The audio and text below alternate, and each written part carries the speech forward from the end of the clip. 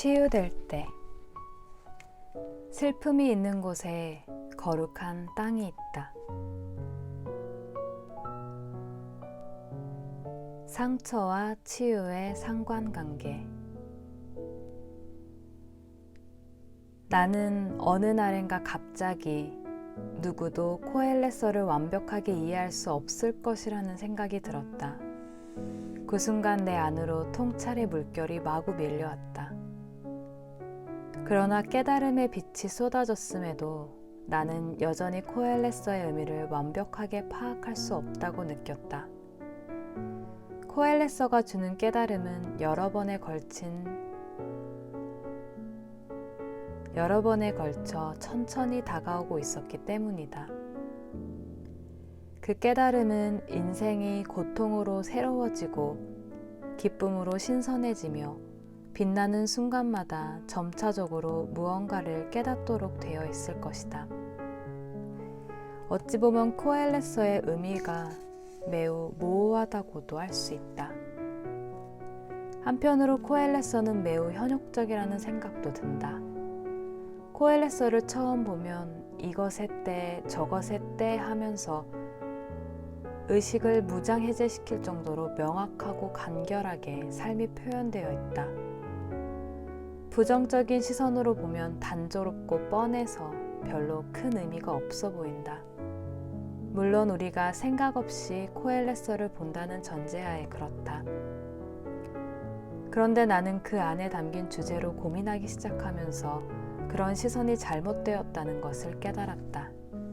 특히 치유될 때에 관한 내용에는 두 가지 메시지가 들어있었다.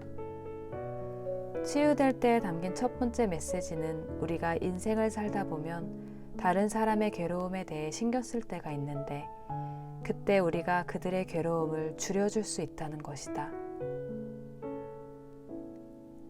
두 번째는 누구나 자신의 깊은 상처가 치료될 수가 있는데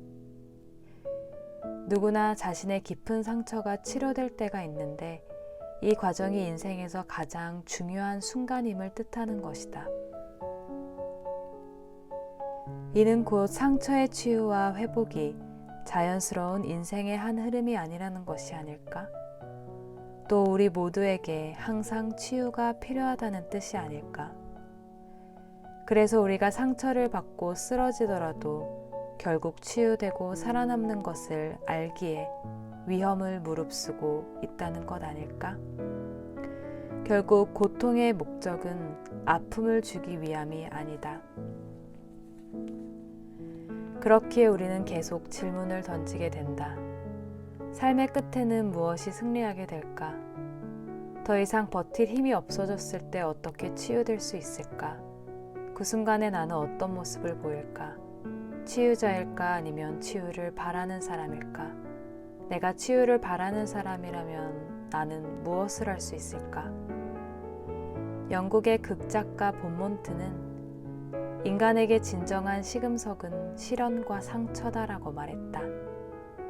다시 말해 시련과 상처는 금을 단련하는 불이나 나무를 단단하게 만드는 바람처럼 우리의 영혼을 확고하게 만든다. 시련과 상처가 없다면 우리는 스스로가 어떤 사람이고 어떤 사람이 되고 싶은지 알 수 있을까? 결국 시련과 상처는 강인해지고자 하는 사람에게 중요한 기회며 필요한 도구다. 그리고 치유는 우리 각자의 안에서 때를 기다린다. 웃고 있어도 여전히 아픈 가슴. 그러나 치유가 모든 상황에서 이루어지는 것은 아니다. 과거의 상처는 여전히 쓰리다.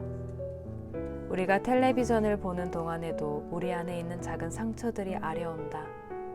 우리는 속으로 고통을 느끼지만 겉으로는 태연한 표정을 짓는다. 우리는 과거의 사람들은 상상할 수 없는 많은 고통을 태연하게 넘기는 법을 배워왔다. 예를 들면 부패한 사회나 자신을 괴롭히는 사람들에게서 고통을 느끼지만 관심 없다 라는 한마디 말로 자신이 치유되었다고 생각한다.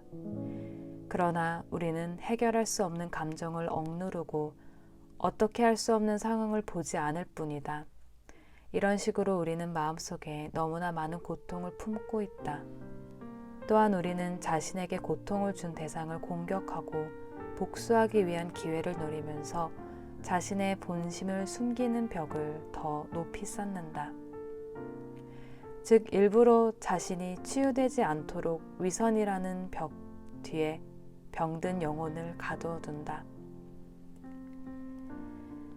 최근 건강을 중요시하는 문화가 퍼지면서 사람들은 육체의 건강을 위해 많은 돈을 쓰지만 정작 병든 영혼은 내버려 둔다. 그러다가 어느 날 권력, 부, 성공이 삶의 목적인 사회에서 질 수밖에 없다는 것을 알면서도 이기는 것에만 지나치게 몰두하는 자신을 발견한다.